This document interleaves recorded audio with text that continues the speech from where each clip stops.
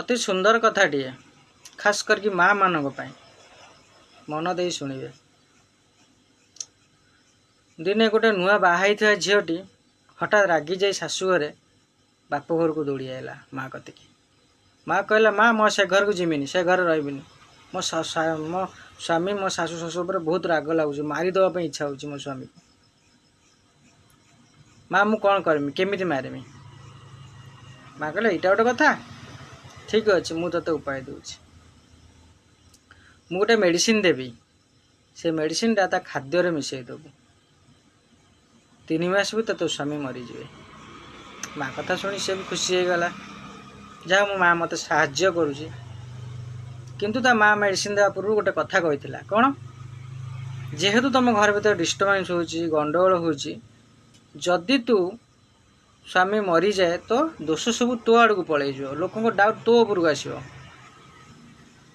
बंधु बांधव सब जानी डिस्टर्बांस तेमको तते सब जिन परिवर्तन करने पड़ो केमिति ना स्वामीर सब कथा मानबू स्वामी को स्वाद खाद्य देवु स्वामीर प्रत्येक वाक्य भल मंद सब सेवा सत्र करूँ विथ शाशु शशुर भी कथा मानबू सेवा करूँ जहाँ फल कि लोकंर हो बंधुबांधव हो निज घर परिवार हो डाउट आसबनी जे मो बोहू मो स्वामी की कि पुओ को मारी बोली।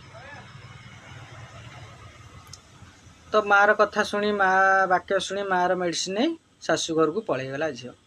माँ कहवा अनुजाई शाशु शशु सेवा कला स्वामीर कथा मानिला स्वामी को सुस्वाद्य खाद्य मान परसिकी देला सब ठीक ठाक चलला। 10 दिन गला परे फिर से जो दौड़ी आसला माँ कतिकी कहला माँ मु यार प्रतिकार चाहे। माँ पचारा कि प्रतिकार मु मो स्वामी को मो घर संसार को मारिया चाहेनी। माँ कहला कहीं कहला ना लो माँ समस्ते बदली जाइए समस्ते बहुत चेंज हो जाइए समस्ते मत बहुत भल पाँच मु यार प्रतिकार चाहे 10 दिन तांको दे सारी विष। माँ टिके हसी कहले अरे माँ मु तो से विष दे नी विष तो तो मन भितर थिला जोटा कि तू तो बाहर करदेलु देख केते सुंदर तो संसार हो गला केते सुंदर केते भल पाइबा तू पाईगलु तो संसार तू पाईगलु से विष नाला ना माँ से हजम मेडिसिन थिला तो स्वामीर किछि भी हेनी। तो मो कहबार मन आपण मैंने निहाती बुझीपारे। तो मोर एतिकी माँ मान रिक्वेस्ट झीर संसार उजाड़नी भल शिक्षा दिंतु एवं संसार जोड़ी रखु। जय जगन्नाथ।